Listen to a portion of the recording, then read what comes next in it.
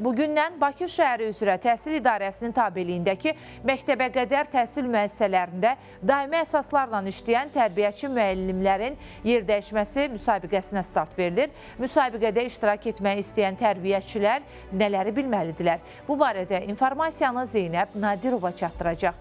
Zeynəb, yenidən səni salamlayıram. Buyur, söz səndədir. Bir daha salam Çinarə. Efirimizin növbəti saatında Bakı şəhəri üzrə Təhsil İdarəsindən məlumat verəcəyik. İlkin olaraq artıq siz bildirdiniz. Tərbiyəçi müəllimlərin yerdəyişməsi prosesinə başlanılır və bugündən start götürür. Ayın 14-nə kimi davam eləyəcək. Daha dəqiq desək, elə Bakı şəhəri üzrə Təhsil İdarəsinin tabeliyində olan qeyd eləyək ki, məktəbə qədər təhsil müəssisələrinə aiddir bu. Daimi əsaslarla işləyən tərbiyəçi müəllimlərin yerdəyişmə prosesi həyata keçirilir. Bugündən qeyd elədiyimiz kimi başlayıb və müəyyən sənədlər əsasında və müəyyən belə deyək yerlər əsasında olur. Daha detallı şəkildə elə Bakı şəhəri üzrə Təhsil İdarəsinin rəsmisi əməkdaşı yanımdadır.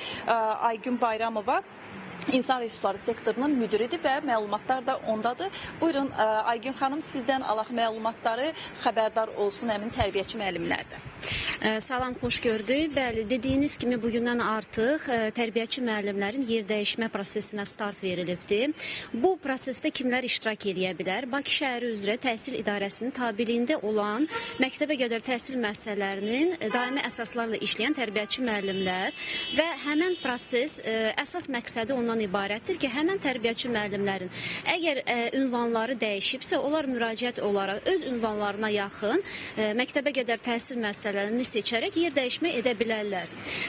Və bu prosesdə hansı sənədlər əsas götürülür? Əlbəttə ki, ilk öncə arayışlar, hansı ki, öz yer dəyişməsi ilə bağlı və ünvanı dəyişməsi ilə bağlı təsdiq edici sənəddir.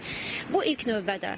Digər isə sənədlər olaraq təhsil pilləsi və şəhid ailəsi üzvü olduqda həmən təsdiq edici bir sənəd olmalıdır. Eyni zamanda staj dedikdə, yəni müəyyən bir stajı təsdiq edən bir sənəd də olmalıdır ki, biz ondan sonra həmən o vəziyyətə baxaraq müvafiq qərar qəbul edir. Bu qərarı qəbul etmək üçün Bakı şəhər Təhsil İdarəsində müvafiq komissiya öz fəaliyyətinə başlayır və bütün sənədlər toplanandan sonra komissiya bütün sənədlərin düzgünlüyünü yoxlayaraq və müvafiq qərar qəbul edir. Yəni yer dəyişməyə həyata keçirir. Yer dəyişmədə də onu qeyd edeyim ki, hər bir tərbiyəçi müəllimlərə elə bir şans yaradılır ki, onlar bir yox, 3 yer seçə bilərlər. Yəni 3 vakant olan müəssisə üzrə yer seçə bilərlər.